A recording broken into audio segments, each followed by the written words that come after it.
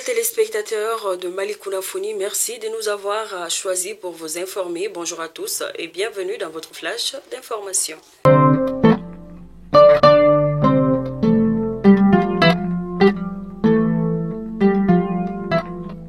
Jeudi 21 juillet 2022, début de journée très triste à Kolokani, attaque armée sur les camps de la Forçat et de la gendarmerie. Tôt ce matin, selon des sources concordantes, le bilan serait d'un mort et un blessé. Les mêmes sources nous apprennent que la riposte des forces armées maliennes serait en cours pour mettre fin à la course des assaillants, venus, semble-t-il, libérer des djihadistes détenus à la gendarmerie suite à une attaque précédente dans la localité. Nous souhaitons toutes nos condoléances aux cœurs attristés.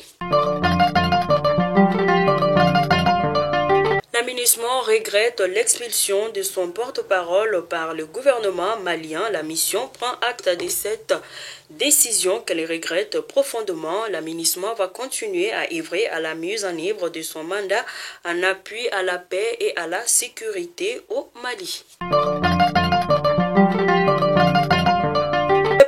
Ont été tellement abondantes hier, mercredi 20 juillet 2022, qu'elles ont provoqué des inondations. L'eau arrivait jusqu'aux genoux dans certaines rues et a emporté des voitures garées dans la rue, rendant ainsi la circulation impossible à certains endroits. Ces inondations ont eu lieu précisément au niveau d'Amdalaï Asseyi vers le palais des sports, au grand marché de Bamako et à Missira, 3e Da. Quelques jours après l'annonce d'une nouvelle augmentation du prix des hydrocarbures par l'Office national des produits pétroliers, le manque des produits pétroliers est constaté dans certaines stations-service à travers la ville de Bamako. La région d'Ekaï a accueilli hier, mercredi 20 juillet 2022, une importante délégation de la présidence de la République du Mali, conduite par le colonel Hassan Badialo Touré, conseillère spéciale du président de la transition. Ces déplacements s'inscrivent dans le cadre des œuvres sociales et visaient à remettre des équipements et des matériels sanitaires aux établissements de santé de la région au nom de son Excellence le colonel Assimi Goïta, chef de l'État.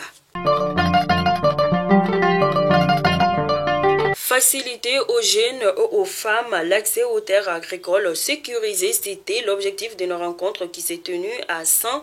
Elle a été organisée par Helvetas Swiss Incorporation à travers le projet de consolidation de la paix pour l'accès pacifique des jeunes et des femmes aux terres sécurisées.